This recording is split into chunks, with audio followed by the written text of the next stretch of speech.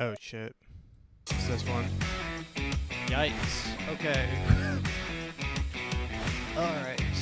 Check one. Mic. Microphone. Hello, ladies and gentlemen. Welcome to another episode of the AfroMattt Show. This is episode number 179. If this is your first time listening or watching or both, welcome. I hope you enjoy it. We talk about what's going on in the world. What is this song? Okay. Cool. I'm glad that continued playing. But this is I mean, if you're a returning listener or viewer, thank you for your continued support. It means a lot. But that being said, I mean, let's get right into it. I'm honestly kind of sad. I haven't finished this book. I'll tell you what book I am reading right now, but it's a little slow going because it's just slow going. This is Man and His Symbols by Carl G. Jung. I'm about halfway through it right now, and it is about the Jungian archetypes and understanding dreams and stuff like that. So it's a little bit out there. It's on a scale from like solid textbook to astrology. It is probably 75% of the way towards astrology. It's heady, it's interesting. I actually really like a lot of the stuff that he's talking about. So I'll probably finish that book in maybe a week. I hope so, because I need to get on to some. I'm falling behind pretty fast if I want to do 30 by the end of the year or so. That being said, let's just go right into the news here. Yeah, cue the news music, please. There it is.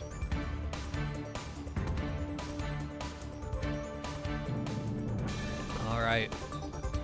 The news. You're listening to 101.5 The Cream.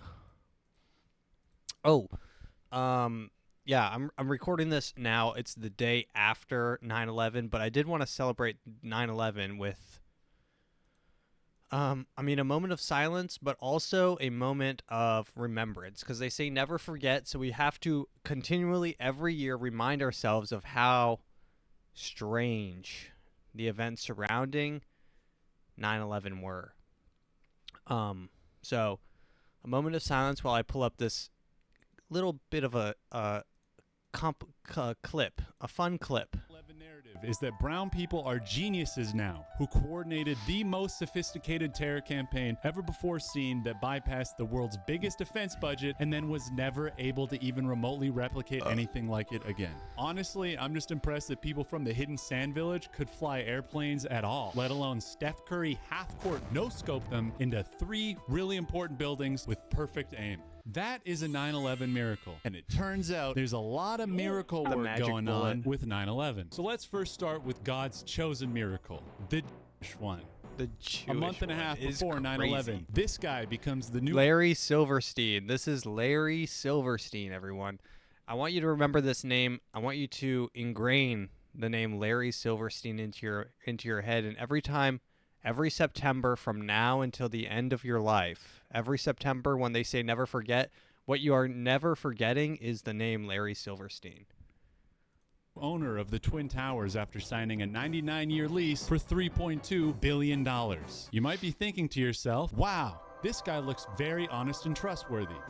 His name is Larry Silverstein. You can't make this up. Larry did what any responsible would do after buying anything. He finagled a never-before-seen insurance policy that covered the towers for double their value. His policy request was so fucking retarded that the broker had to bring together 25 different insurance lenders to give him what he asked for, making him one of the first people in American history to get terrorism insurance on a... So Larry Silverstein was one of the first people of all time to get terrorism insurance, which wasn't a thing before Larry Silverstein.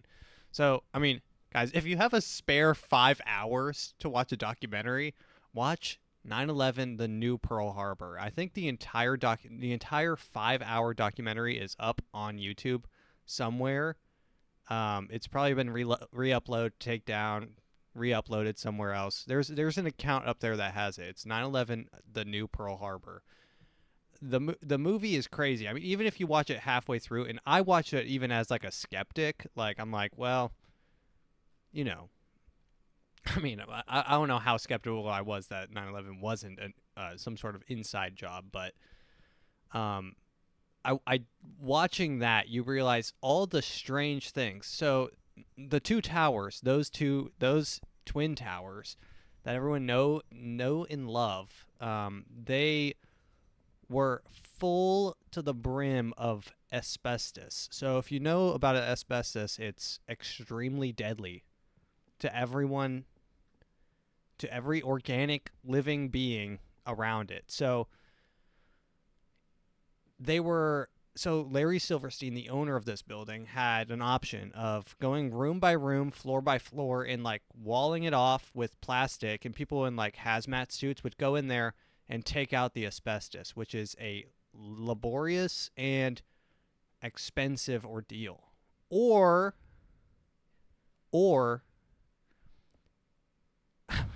okay, or you take terrorist insurance on your two buildings and you wait until something bad happens to them. So, a commercial building. And as we know, days later, Kamar and Pajit Allahu alley-oop slam dunk 2 planes into the towers, reducing Larry's multi-billion-dollar investment into a pile of rubble and the biggest insurance payout in the history of the world. Sadly, Larry couldn't make it to. So, yeah, and then this is another thing. Larry Silverstein had an appointment on 9/11 on one of the top floors in the executive suite, and he had a dentist appointment on that day. His wife said that she's thankful that his dentist scheduled that day or something like that. So awesome. To work on 9/11, and unfortunately is still alive to this day. Roaming the earth, waiting for Satan to He's 93 years old. He's still out there. Dude, Larry Silverstein might be my sleep paralysis demon.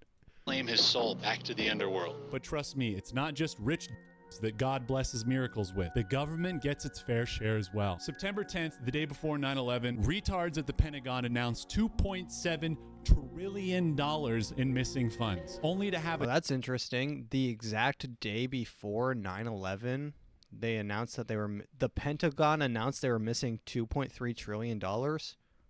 Huh. Coincidence. Tuscan Raider park a Boeing 757 directly in their accounting department the next day, 32 minutes after the second tower was hit, 225 miles away. 3 buildings hit in less than an hour? Now that's a 9/11 miracle, baby. Building 7, the Twin Towers' cute little lolly sister, located 1,600 feet away from the impact site, quietly fell straight into the ground 7 hours after the Yeah, so Building 7 might be the funniest part of this whole situation. Building 7 was never hit. I think it was supposed to be hit, but the plane that was supposed to hit Building 7 got taken over. The Patriots on board fought back against whoever was trying to take over that plane. They fought back and crashed it into some plane over like Kansas or something, like just some dirt or some grass plains over there. So I think that plane was the one that was supposed to be hit Building 7. They didn't expect some real American patriots to fight back. So they just said, well, what are we supposed to do? It's been 4 hours. And they just said, oh, I guess just free fall collapse the building. But Larry, nothing has hit this building. Why is it free falling?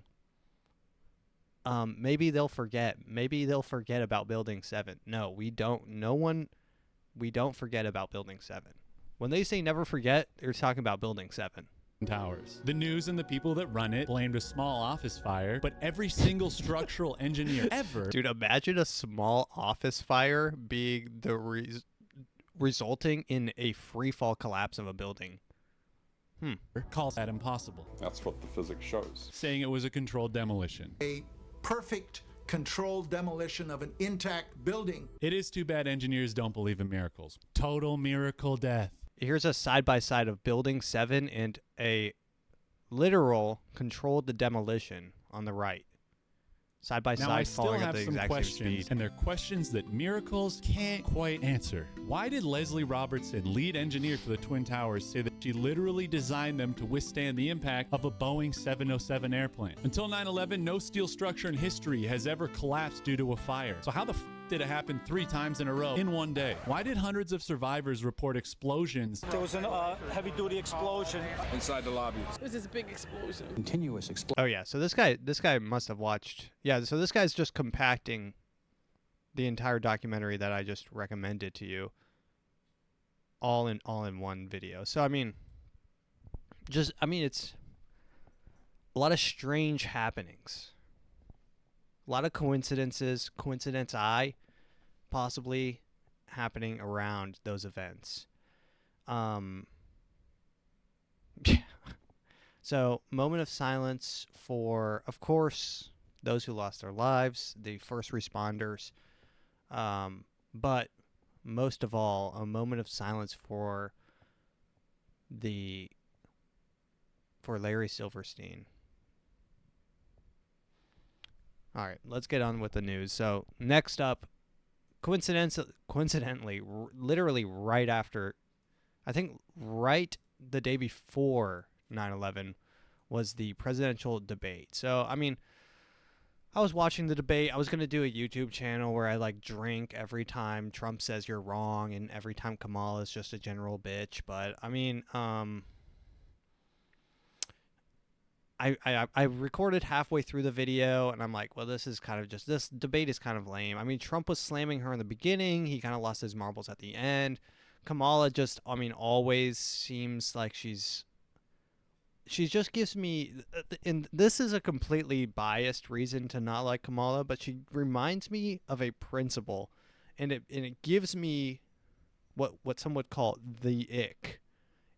Kamala gives me the ick because she's giving principle. I think I'm using all of those phrases correctly. She's giving principle, and that gives me the ick. But I mean, every time she's like, so I rewatched parts of the 2020 debate. Is that the one with her and Pence? And when she was talking to Pence, she's like, excuse me, I'm talking now. And she would purse her lips every every time. And Trump, during this one, major slam, possibly the highlight of the entire debate, he said, Kamala, I'm talking right now. I'm talking. It's my turn. And he said, does that sound familiar? Major slam. I mean, the whole debate, I mean, the debates really don't even serve a purpose anymore because every time a debate happens, everyone's like, yo, my side was so good, except for when Biden did it. Biden did so bad that they said, we got to put in a new person. But, I mean, in this one, I mean, people are like, I mean, I don't really know of anyone who would be swayed by a debate, right? Everyone, I feel like, politics have been divided into a couple major things. It's like guns and abortion. So it's like, and those are pretty, like, you're not going to flip someone on abortion over a debate, right? I mean, you're talking to these ladies and they're like, yeah, I mean, the debates don't matter because, I mean, Kamala, she's for abortion. She's for the right to choose. And then you talk to guys and he's like, well, I can't vote. I can't be flipped to Kamala because she's for abortion. So it's like, we're not flipping anyone. No one's being flipped by debates. So I don't even know why we do them. They don't have an audience, so you can't really even hear the reaction. Half the time, I mean, they need to just use AI prompts because half the time the people asking the questions are, I mean, Trump literally was like almost fighting a 3v1 at one point.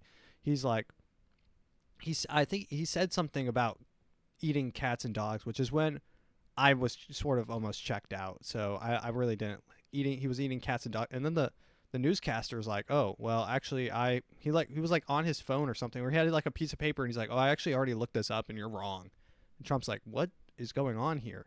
It's like, no, he's like, it's actually happening. So, and I guess I did see a pretty interesting photo. So, I mean, and I think that this may have been, and I might be giving Trump the benefit of the doubt, but he may have been playing sort of like a 5D chess game where he was like over exaggerating things to get people to look things up and then to find the kernel of truth inside of them. Like he's like, they're coming, they're eating the animal, they're eating the cats and dogs. And so someone like me, I'm like, who's eating cats and dogs, right? In Springfield, Ohio. So I look it up, and I'm like, well, they're not eating cats and dogs, but they are grabbing Canadian geese by the neck and walking around with them in broad daylight. So, I mean, that's this guy. That's this Haitian man. This picture is so good. Every time I see it, it's just so funny. So he's holding a Canadian goose by his feet and just walking around. So, and then you look further into it, and you're like, okay, so maybe Trump was wrong. Maybe Trump was wrong. So Trump was fact checked. They're not eating cats and dogs, but they are eating Canadian geese. And then you look up who's holding that goose, a Haitian. So then you follow that, and this is what I was doing. I follow that. I'm like, oh, Haitian man, and then Haitian man with goose, Springfield, Ohio, and I look it up, and the first thing is Springfield, Ohio has received 20,000 Haitian residents in the course of 3 years. So they are a town of 60,000 people, and they have, over the course of 3 years, received 20,000 Haitian immigrants. Why are the Haitians choosing Springfield, Ohio? I don't know. But going from 60 to 80,000 is, what is that, a 33% increase in 3 years? You're almost growing 10% every year. I mean, the growing pains on a community would be, I mean, insane. Like the traffic. I heard some stats. There are some crazy stats. I mean, but actually after this, it was like bomb threats. So more bomb threats in spring. I don't know why bomb threats are popping off at Springfield, Ohio. We need help, not hate. 2 elementary schools were evacuated, and a middle school was closed on Friday in the wake of new threat sent via email to Springfield, Ohio, according to the school district. The elementary school released students and their parents. It's unclear if the person who sent Friday's threat, it was the same person who sent Thursday's. I mean, this might just be a kid who doesn't want to go to school. The explosives directed canines to help police clear multiple facilities listed in the threat, including 2 elementary schools. Yeah, the FBI is working with local to identify the source of the threat. Yeah, so, I mean, I don't know why people are calling in bomb threats to, I mean, guys, you got to cut it out. It's not funny. It's not cute. It's not demure. It's not giving any sort of positive energy. I feel like I had a TikTok clip of someone talking about all the shit that's popping off in Springfield. They had like an increase of like 50,000 violent crimes. It was like 50% increase in crime. I mean, it's not good. Things aren't good over there. Oh, here's the clip I wanted to show of Trump. Because they're so embarrassed. I like how someone edit. I like when people edit these and speed it up and slow it down. By it. In Springfield, they're eating the dogs. The people that came in, they're eating the cats. They're eating the pets of the people that live there. And this is what's happening in our country. They're eating the pets of the people that live here in our country. Someone did a dramatic rereading of it. In Springfield, they're eating the dogs. It sounds like Game of Thrones.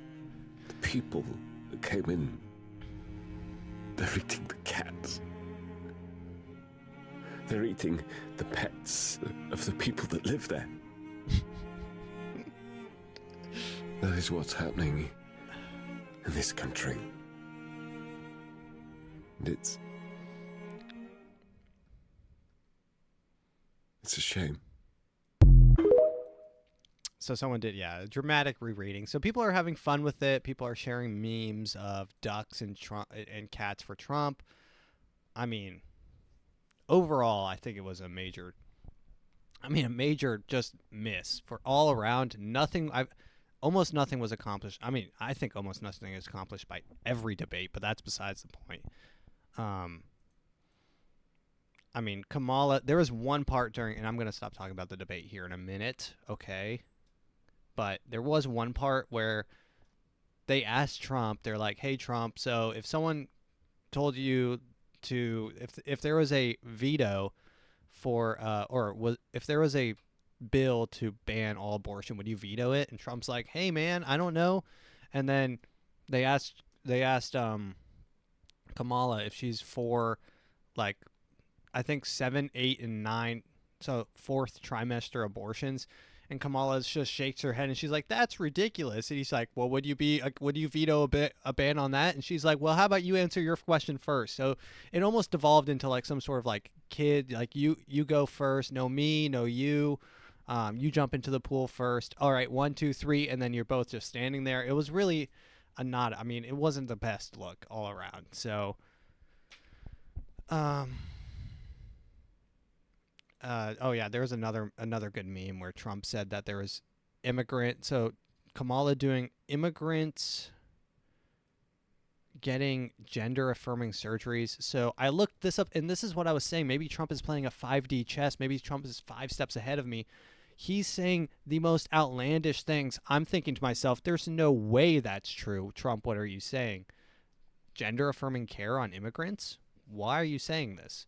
I look it up, and this pops up from 8 months ago. California to financially cover gender surgeries for illegal immigrants.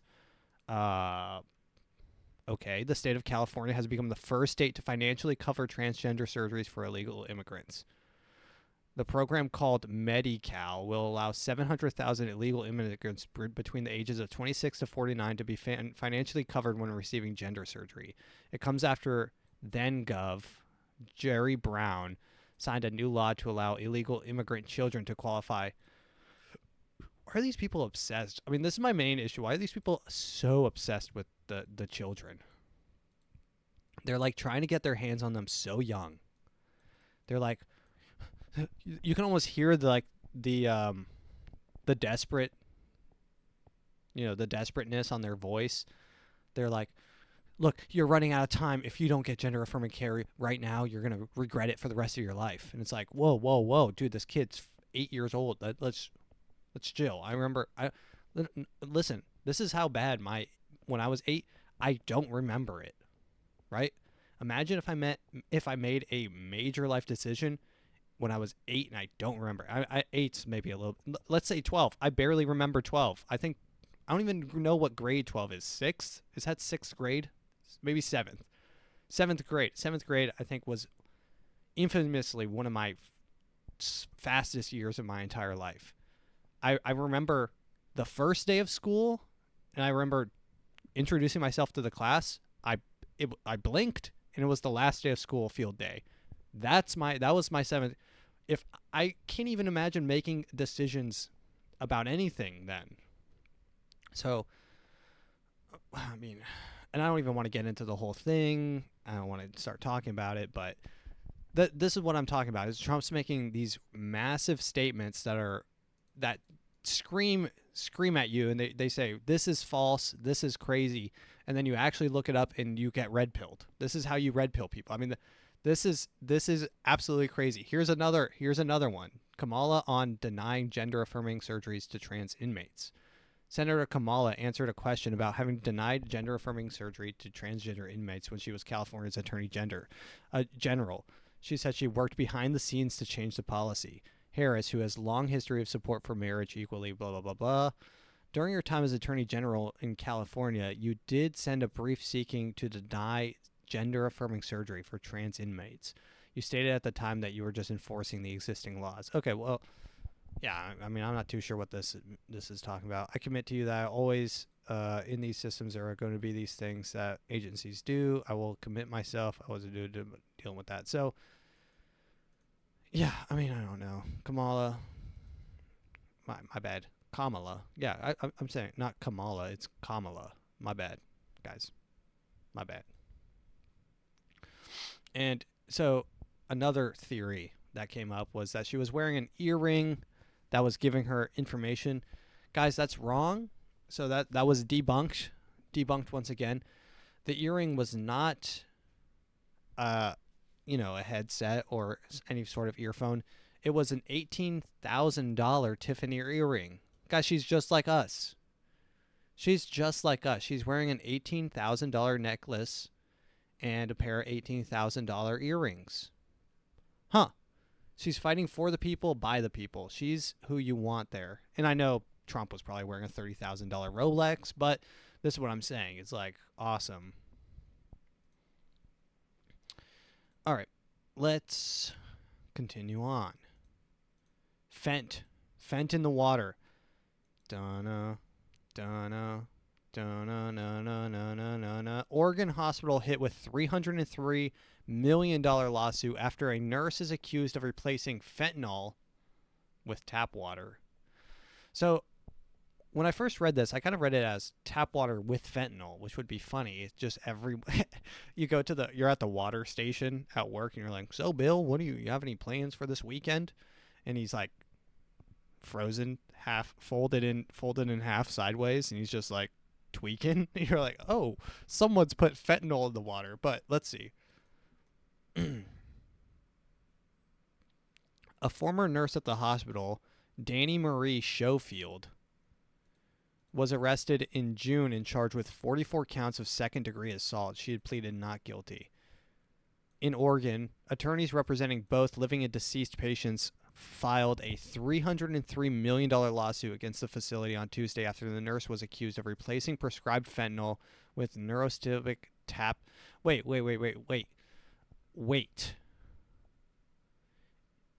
So, what? Okay, this is even worse than I thought. So this is almost worse than replacing fentanyl for tap water, or lacing or drugging the tap water in the with fentanyl.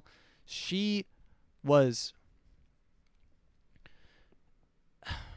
Why are they giving fentanyl intravenously to people in a hospital? I don't even know. I feel like I'm in an episode of Twin Peaks or something. This feels like a bizarro world. Why are they putting people on fentanyl drips at the hospital? Imagine you go to the hospital and you wake up and you're on fent.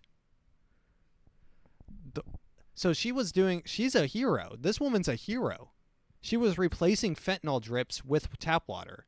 And she was saying, so the wrongful death and medical malpractice complaint accuses the Asante Rogue Regional Medical Center in Medford of negligence. The suit said that the hospital failed to monitor medication administration procedures and prevent drug diversion by their employees, among other claims. Imagine this lady was putting tap water so she could do the fent. A spokesperson at the hospital made no comment.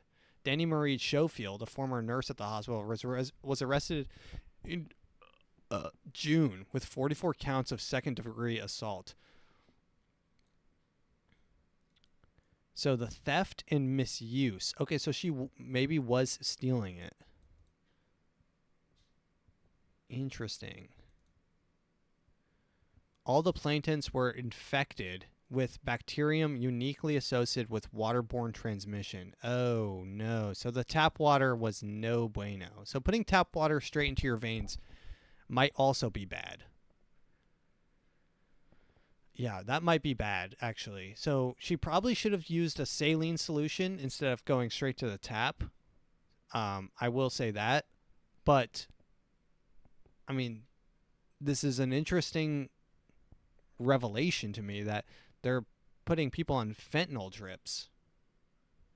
I mean, I think that's like fentanyl is the final boss of drugs. I think it's like the most addictive. It makes you feel, it's like horse tranquilizer, I think, is a step maybe one above of like the most addictive drugs on the planet, and like meth.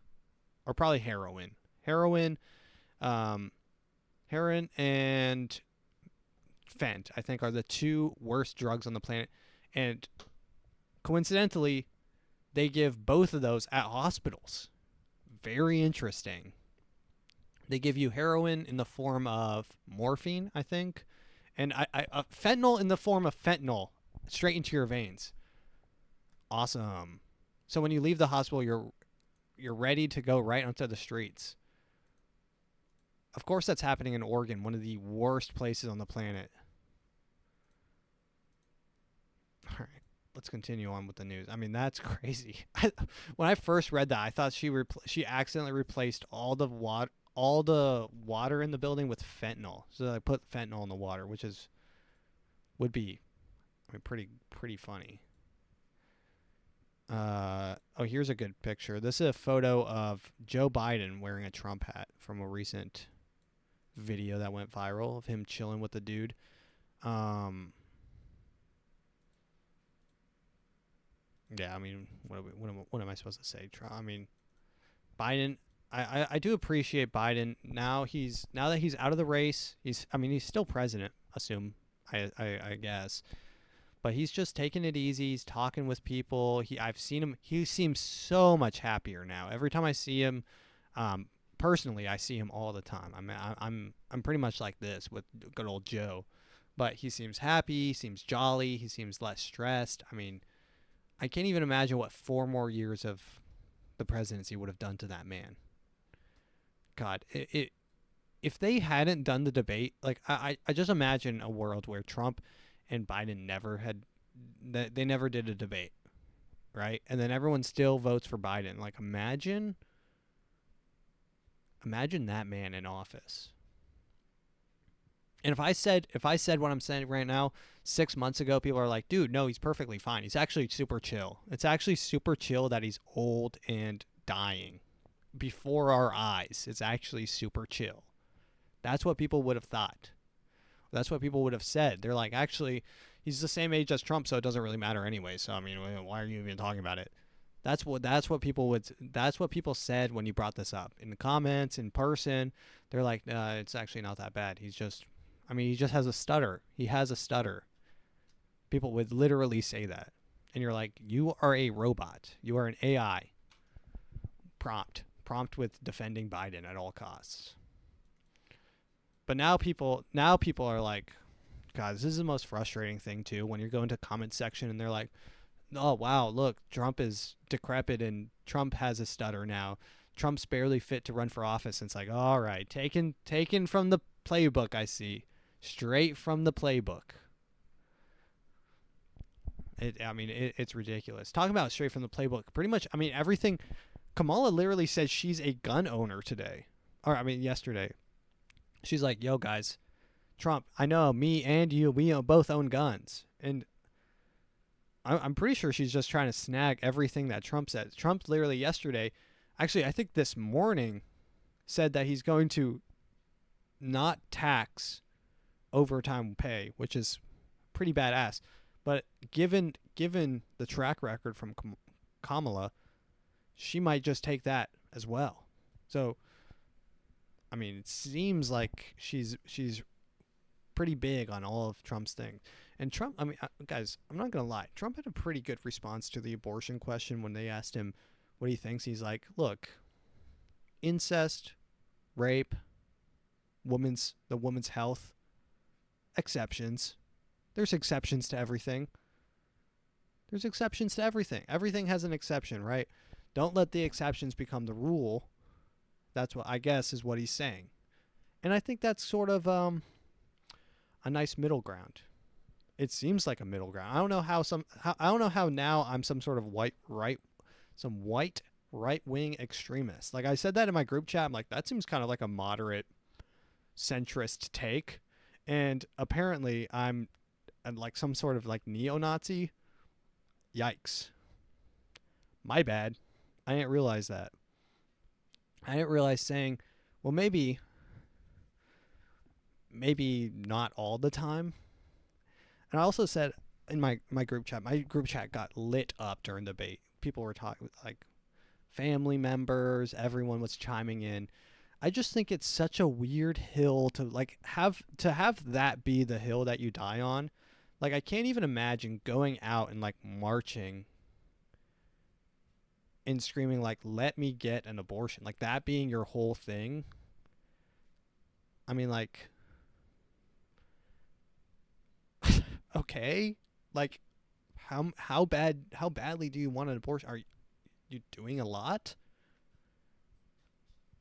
Is it like, it just seems like a kind of a weird hill to be where you make your last, your Braveheart stand. Like, let's take that energy, because I do love that energy. It's giving Braveheart energy. But if we could channel that into marching down the streets where very rich, very, very rich people, I'm not talking about $1 million, I'm not talking about like driving by McMansions. We're not going to McMansions. We are going to chateaus and mansions. We're going to places where they have helicopter pads on their house, and they have lap pools that are like Olympic size. We're talking hedge mazes on the property. These are the places that they need to bring that energy to. Start dragging people from these houses and making them start digging up some secrets. Just start exposing some lies. I think that would be, their energy would be spent elsewhere. And I think that the whole abortion thing is a major psyop to distract people from that. Because if everyone got, like, literally, this is the thing that everyone's, the elite in this country are the most scared of, is actually solving these problems. Because when all these problems are solved, when everyone can get gender affirming action at any age, abortion, everyone's getting an abortion. Like, literally everyone. There's an abortion truck on every corner. When all these problems are eventually taken care of and the left doesn't have anything to complain about, that's a nightmare situation for the elite of the country. They need problems for people to be distracted. If there's no problems, then people start coming after them. They don't want people coming after them. That's their nightmare situation. Their nightmare situation is not being able to sleep at night. These people cause wars. These people cause wars that kill, for instance, 39,000 children in a undisclosed location. The West Bank, Gaza. Not undisclosed. It's very public. But these people will cause wars and make massive amounts of profits from wars and sleep perfectly. But the second average Americans, realize that the amount of people in this world that control us could fit into a room, like a ballroom, and there's a lot of us. And the amount of them could fit into a ballroom. That's it. We're talking the 1% of the 1%. The movers and shakers of the world, the APAC, the BlackRock, these money movers and shakers fit inside of a room, right? If that sort of glass box protecting them ever got shattered, they would not sleep at night. They sleep perfectly fine knowing that kids are dying every day from their active participation in the war. But the second that they don't feel safe inside their glass homes, that's when they can't sleep. And that's when they retreat to like special islands and different places. And your cat, this cat is in the camera. Hey, buddy. All right, let's continue on with the news. And this is why, like, I do take on a positive, I try to be positive, and I think that is a positive look on things, is we have to put aside the things that are distractions. These things are distractions. And realize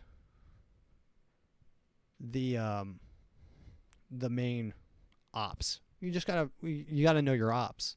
Our ops aren't each other, right?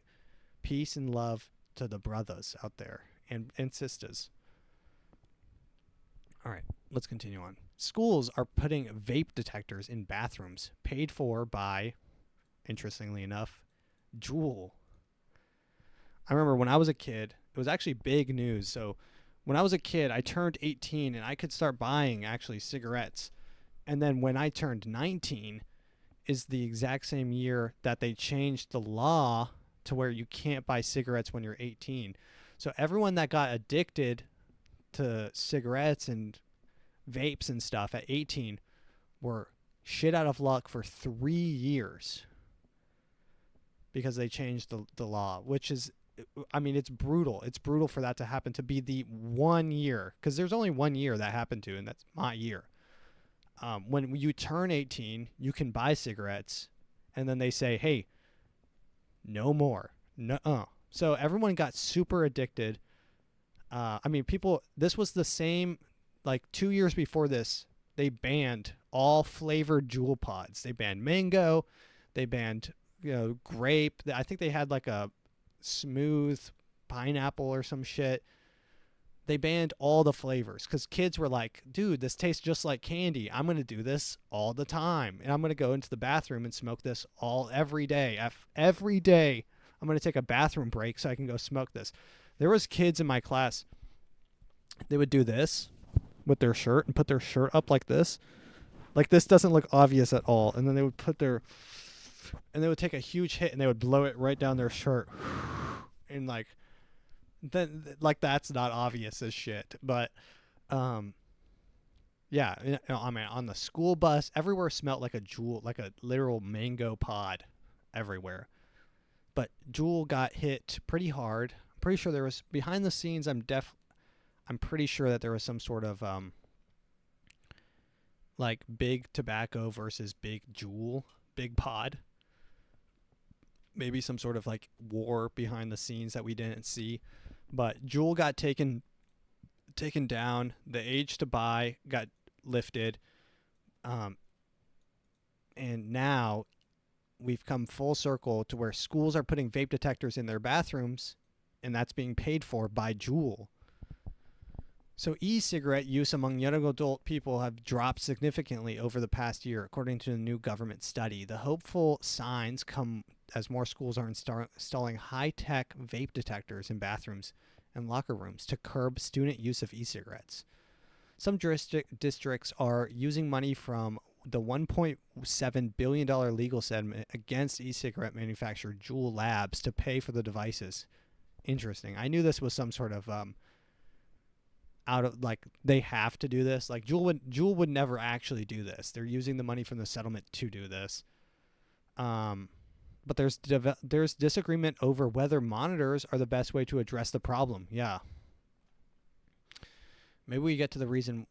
What is the root cause of why people want to smoke? It's because people hate how they feel every day. Maybe we've developed a society where if you are bored and you're not scrolling TikTok and you have, God forbid, 30 minutes where you aren't being pinged or notified and you're not getting serotonin and dopamine directly shot straight to your dome piece, God forbid, if there's a moment where that's not happening, that actually means that you're in pain. You're in deep, deep pain. And it means you're depressed, and it means you have BPD. It means that you're probably on the spectrum, and it might actually mean that you need gender-affirming care. All of those things might actually come from you feeling sad, which is actually normal when you're not being bombarded with dopamine from endless scrolling on TikTok. And so now your normal state has become you feel deeply depressed compared to the high of scrolling TikTok and laughing and giggling and getting a heart and getting a comment, scrolling and reading the comments, laughing, sending videos to your friends, getting them to reply. All of this is happening, and you're just flooding your brain with dopamine. And you're like, I'm having the best time. You close it, and you realize I'm stuck with yourself. You're like, I'm locked in here with you. And you're talking to yourself. And then you have to face your shadow self. That's from this book as well. This is from the Carl Jung book as well. You have to face your shadow self when the TikTok goes down. If your phone is dead, you're by yourself with your shadow. 1v1. And who wins? Who's more equipped in that fight? You or your shadow? Your shadow's definitely... He's been waiting for this moment. He's been waiting for this moment his entire life. And he's going to come out. He's going to come out with the boxing gloves. And he's going to come out full swinging like fucking John Jones. Throwing elbows. He might eye gouge. It's going to be tough. And you have to be equipped to deal with him. But when you're not equipped to deal with him and you feel a little bit sad, that's when you bust out the jewel pod. And you take a... And you feel the gravity hit you. And you just chill. And you're like, dude, this is actually so cool. This is actually... How about I do this and scroll TikTok? And then you're chiefing jewels. And you're scrolling TikTok. And you're like, this is... I'm beating my shadow. I'm beating my demons right now. Ooh, my demons are so shit right now. I'm beating them so hard right now. And you're scrolling TikTok. I'm not giving my demon a second to breathe. But when you go to sleep, that's when they'll find you. That's when they'll find you. And that's why when the second you wake up, you have to grab your phone to make sure the demons run away. All right, let's continue.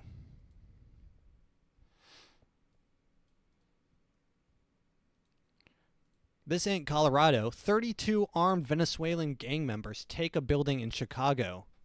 They start a turf war. So this happened in Chicago. So a Venezuelan gang took over an entire apartment complex, which I'm not sure how, but it's happening. But unfortunately, in Chicago, so this happened in Colorado as well. So in Colorado, in Aurora, Colorado, they took over a place, and I guess maybe they still have control over it. A Venezuelan gang took over one in Chicago, and they weren't familiar with their game, and this ain't Colorado. This is just like where you're from.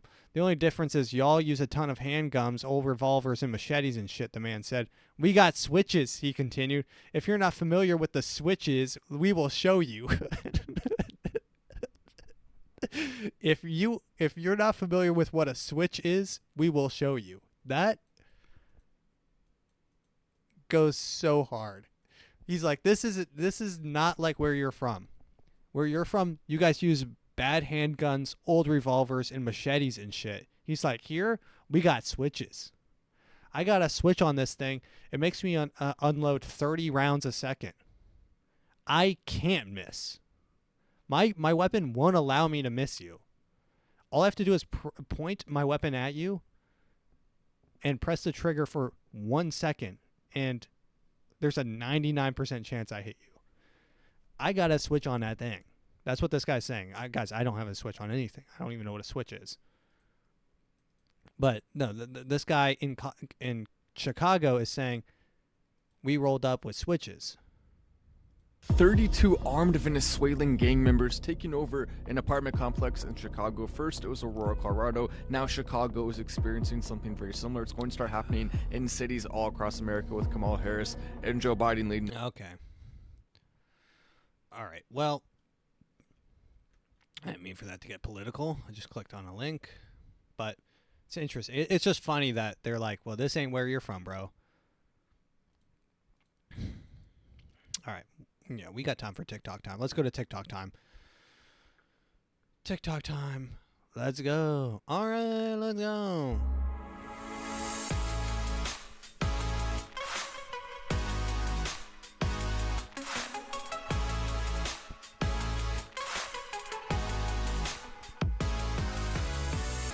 TikTok time. Alrighty. So I got a first TikTok. This guy is so sick. So this is a guy with special needs. That being Down syndrome. He's cold as shit. This guy's name is Strong and Able, and his special trait is that he never misses a three throw, a 3-pointer from outside the line. He's a beast, and he's got it's got no arc. It's straight to the hole, and he's got that. I mean, I don't know.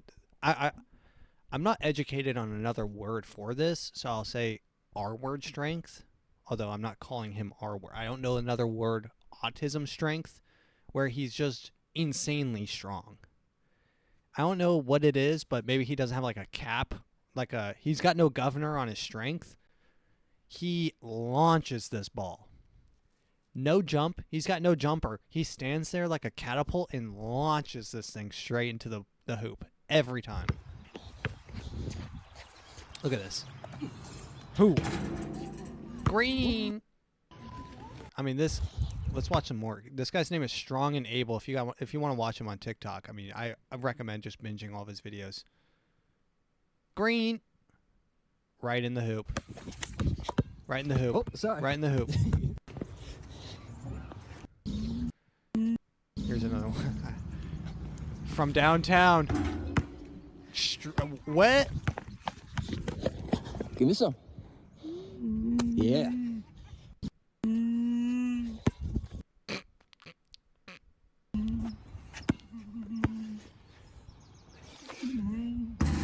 Boom. From downtown. I mean, this is almost a half-court shot, what he's taking right now. Almost from the logo. Cole with it. In the high five afterwards every time.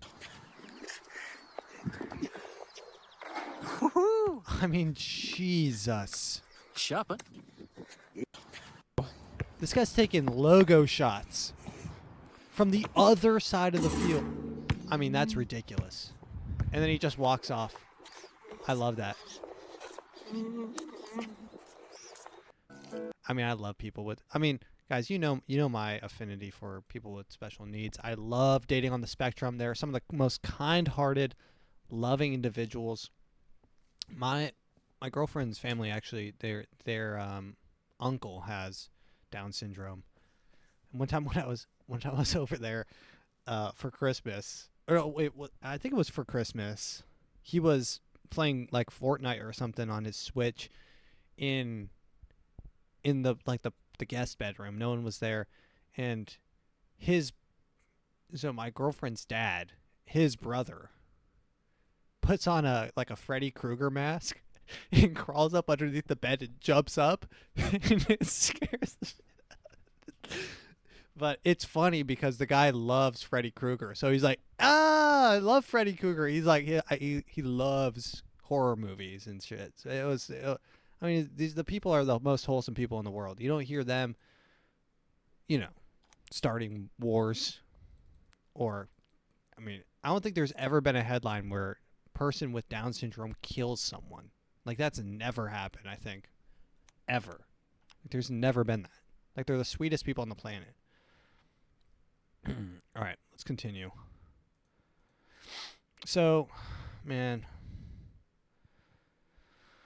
I'm gonna give a little bit of background information on what we're watching right now. So this is, I don't even really want to even talk about it. So there's a woman went viral recently. Her name is I don't even know what her name is. People call her the Hawk TUAH girl, because when she was asked at like an event a question, she's like, you just got to spit on that thing. And she said Hawk TUAH.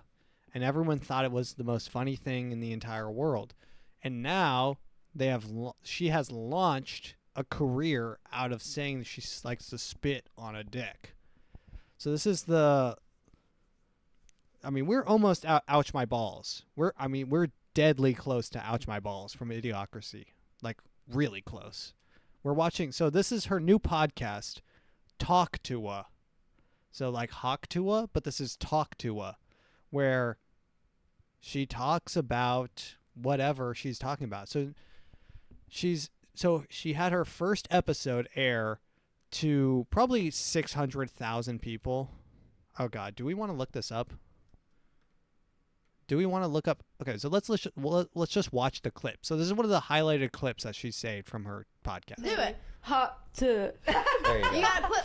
Yeah, of course. What is that girl's name? Whitney Cummings. Of course, Whitney Cummings is there. So Whitney Cummings is is a comedian, but she's the first guest on Talk Tua. It's on like really give it. All right, all together. Hot to.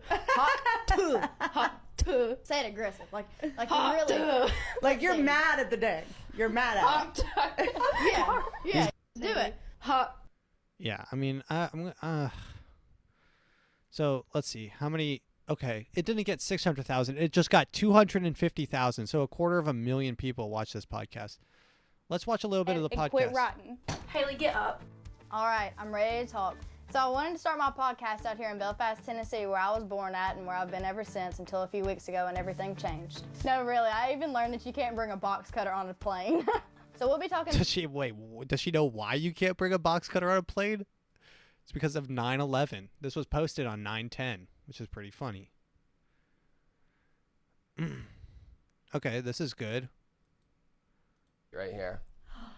But here's the thing. Oh, wow. So you still have some movement, which is good. You should have more, though. Here's the thing. Number one, if you're a girl and you get Botox, number one, you're going to attract pedophiles. Okay? We're all trying to stop shaving your vagina hair. Don't stop shaving your vagina hair. I don't know where the fuck Whitney's going with this. Don't stop. No, I realized we're going to grow it out and put beads in it. I was dating creeps the longest time, and I didn't realize I was baiting them by having a bald pussy and Botox. Of course. Okay? Okay, thank you for that tip. Thank you.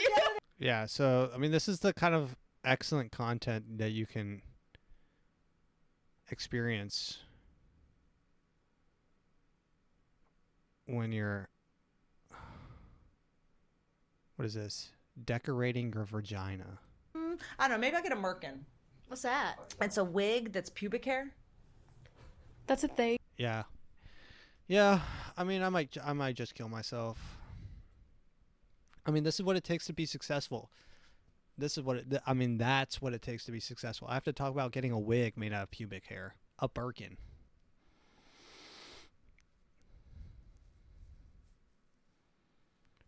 Is this the end of entertainment? Let's continue on. Well, let's just end with a couple TikToks here. What do we got cooking here? What is this? Lindsay Davis, Robin Roberts is right. It's a sorority thing. I don't understand it all. So you have to explain it to everybody. Sure. You're a sorority sister. Oh yeah. Okay. So this is the lady that was moderating the debate a couple nights ago. She is sorority. This is the evidence that she's sorority sisters with Kamala Harris. Lindsay Davis, Robin Roberts is right. It's a sorority thing. I don't understand it all. So you have to explain it to everybody. Sure. You're a sorority sister of Kamala Harris. Right. Well, pearls are a symbol of Alpha Kappa Alpha Sorority Incorporated, which she pledged while she was at Howard University. And the strand of pearls is symbolic of the unity and the sisterhood. Okay. But on this day, there's actually a Facebook page of women who say wear pearls on January 20th, 2021, and hundreds of thousands of women are apparently wearing pearls. Yeah. Okay. So I mean, no bias. I'm glad that there's no bias at all. Let's watch this guy. Let's watch this lady. Okay. Love this. So this is the excellent type of content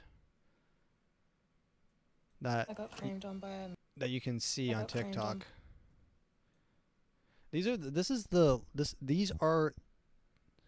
I think that these are truly demons. Like this lady might be a demon. I'm not going to elaborate any further, but I think that they might be a demon. I got framed on by a man this morning and he got it all in my fucking eyes and I swear to God up my nose. Like, this man has the worst aim I've ever seen in my entire life. But I got a new Sunny Angel to open, so I'm going to sit here and open it while I try and get my eyes back to working normally. You're not meant to use your nails as tools. I get it. Look, so this is why, and I don't know how to say this without sounding misogynistic, but how do I say this? The idea that men have life easier than women, I think might be one of the most major psyops on the planet. I mean, first off, if the wage gap was actually true and women were actually cheaper to hire, women would be the only people businesses would hire because businesses care about making profit. So first off, that's kind of like one of the biggest debunks of all time. It's like, why wouldn't, it's a classic debunk. Why wouldn't they just hire all women? And then people are like, actually that's a good idea. Why don't they? And it's because they get paid the same. And then you look deeper into it and you realize, oh, men are working at just generally higher paying jobs, or they're working overtime and stuff like that. Or, there's a lot of contributing factors, but the idea that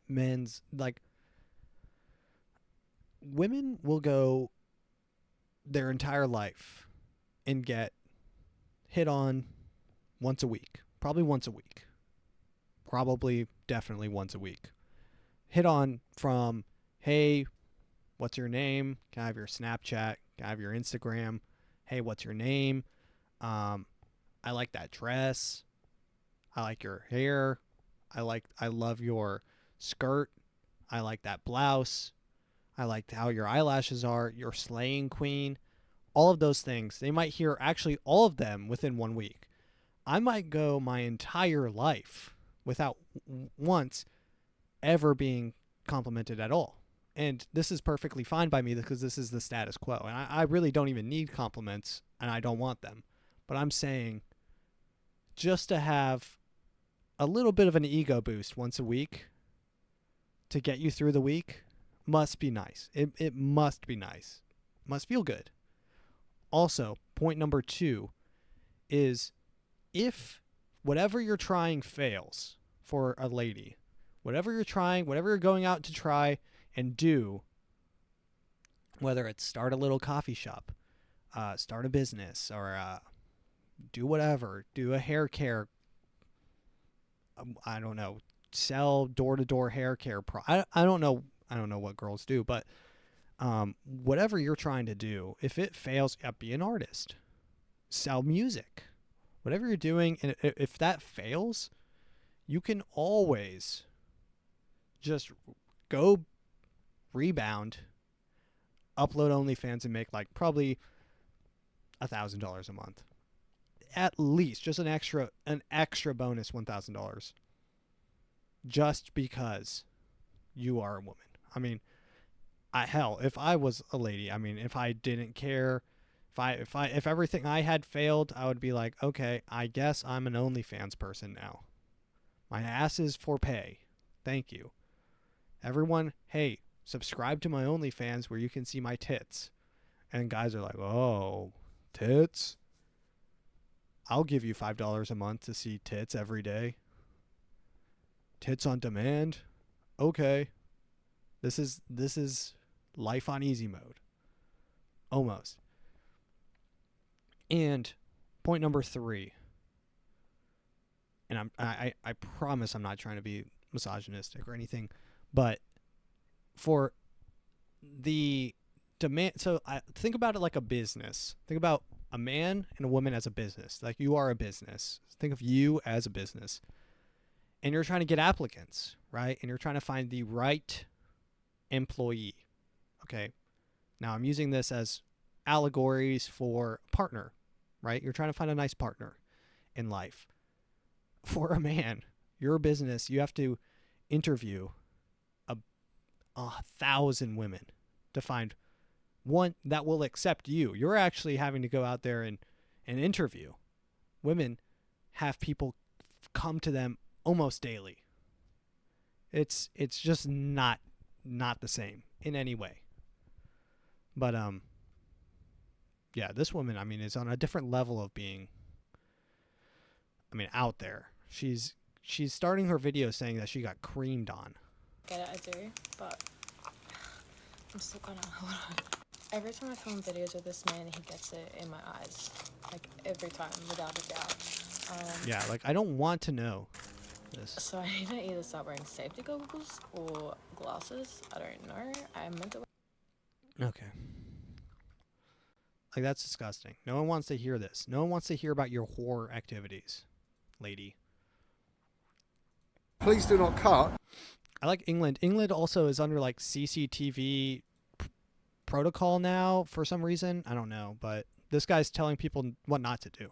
The pole, please do not cut the pole at a 15-degree angle with a 18-tooth reciprocating saw blade, because that would be terrible. Oh, cheese and crackers, Mr. Me. Your dirty cameras are everywhere around here. Have a look at this. Yeah, please do not open this with an 8mm Allen key with a hole in it, because that would be terrible, and you could gain access to the box. But yeah, have a look at this. We've got one here. Do not cut this with. We've got one over there. Look at guys. That. And then I just want to reiterate this on just for my posterity's sake. Do not cut down these government surveillance cameras at a 15-degree angle with a reciprocating metal saw. Do not do that at a 15-degree angle with a metal reciprocating saw. we've got, if you can just see that one, it's poking out the top of the edge. Where are we gone? Where the bus is, look. Yeah, just poking out the top, just over there. I don't know why they're under surveillance. I'm not too sure why they're under CCTV right now. I've never seen so many. There's probably about 40 of these within a square mile. So, yeah, have some fun. But, yeah, please do not cut the pole at a 15-degree angle with a 18-tooth reciprocating saw blade, because that would be terrible. I mean, this could fall over and, yeah, this could hit the floor. But, again, if you do take any of these off, just be careful, because these have got them little security bolts on which need a special key. But, yeah. Please do not cut the camera off violently with the reciprocating saw, because there's no other way to get to it. Because again, like I said, that would be terrible. Yeah, guys. Hey, guys, just don't do that. Don't do that. Thank you. Let's watch one more. Oh, this is good. This going up to my granddaughter's this is one of my favorite clips of all time of Biden. birthday in New York. He said, "I'm going to my granddaughter's birthday after New York." Up to my granddaughter's birthday in New York. Then we're going to watch a debate. And then tomorrow I'm doing 9/11. And then tomorrow I'm doing 9/11. One of my favorite quotes of all time. All right, we'll watch one more clip. Oh, hey, Ben. Ben wants me to end the podcast. Oh, God, they try to drown me in this hole. I cannot see. A nigga, goddamn. They always try to drown me when I drive my bike. Like, look at it. Oh, God. Homie's doing a DoorDash delivery on his bike, and he's getting absolutely drenched. I have a whole ass pool in my shoe. Damn. Oh, God, they try to drown me in this hole. I cannot see. A nigga, goddamn. Goddamn. They always try to drown me when I drive my bike. Like, look at it. They always try to drown me. They being the weather. They always try to drown me. All right. I think that's it. Wait, one more video? What's this? We do a little trolling. It's called We Do a Little. All right, let's end it with this. This is a good send off. Oh, okay. I know why I grabbed this. So a couple episodes back, I did say that Kamala was going to do the Kamala Dance Challenge. And I do want to rescind my statement saying, yes, I have been proven wrong. The real Donald Trump has done the Donald Trump challenge, the dance challenge first. The Como de Garçon, Mr. Alexander Wayne, Mr. Chain, Pinky Ring, Flow Insane. Yeah, so, I mean, everyone's doing the retarded dance. All right. What is this? Another Trump quote? I'm famous. I'm in a plane. People are coming into the plane. And I'm looking at a woman and I grab her and I start kissing her and making out with her. What are the chances of that happening? What are the chances? And frankly, I know you're going to say it's a terrible thing to say, but it couldn't have happened. It didn't happen. And she would not have been the chosen one. she would not have been the chosen one. So I think that's in response to sexual assault allegations. So saying someone would not have been the chosen one. I mean, I don't even know what to respond to that. It's hilarious. I mean, Donald Trump might be the most hilarious politician to ever live. That being said, ladies and gentlemen, thank you for listening. If you enjoyed this episode, drop a like, drop a follow, and if you're listening on Spotify, I think there's a button to like rate 5 stars or something. You can do that. Leave a review. That being said, thank you for listening, and goodbye.